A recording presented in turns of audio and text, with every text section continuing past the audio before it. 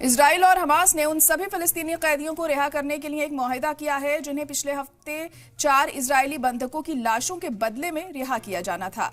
Hamas ने इस मुआहिदे की तस्दीक की है, जिससे मल्टी लेवल जंगबंदी मुआहिदे के पहले फेज के पूरा होने से पहले ही उस तातुल का खात्मा हो जाएगा जिससे इसके टूटने का खतरा था।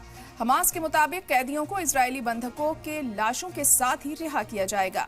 19 जनवरी को जंगबंदी के अमल में आने के बाद से हमास ने 25 इजरायली बंधक कैदियों को रिहा किया है।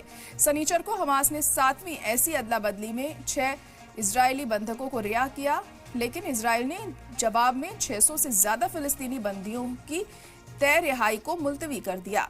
इजराइल में किबुत्स में एक कब्रिस्तान में सैकड़ों लोग एक बंधक को आखिरी विदाई देने के लिए इकट्ठा हुए, जिनकी गाजा में कैद के दौरान मौत हो गई थी। हमास ने जंगबंदी मुआहिदे के तहत जुमेरात को बंधक ओडेड शिव्स की लाश को इजराइल को लौटा दिया। इस बीच हमास की तरफ से अगवा एक इजरायली खातून ने अपनी आपबीती सुनाई। यूएन सिक्योरिटी काउंसिल में 15 रुकनी मेंबरान से कहा गया कि उसे नहीं लगता था कि वह जिंदा बच पाएगी और उसने जंगबंदी को जारी रखने की गुहार लगाई।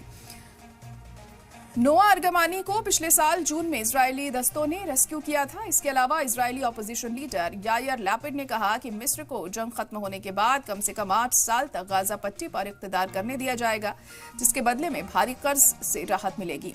वह वॉशिंगटन में जमहूरियत की हिफाजत के लिए फाउंडेशन थिंक टैंक में बोल रहे थे। उन्होंने आगे कहा कि उस दौरान गाजा में इक्तदार के लिए हालात बनाए जाएंगे और गाजा से पूरी तरह फौज हटाने का अमल पूरा किया जाएगा। दूसरी तरफ इंटरनेशनल ऑर्गेनाइजेशन फॉर माइग्रेशन के डायरेक्टर ने कहा है कि यूएन एजेंसी गाजा से फिलिस्तीनियों को जबरन बाहर निकालने का हिस्सा नहीं होगी।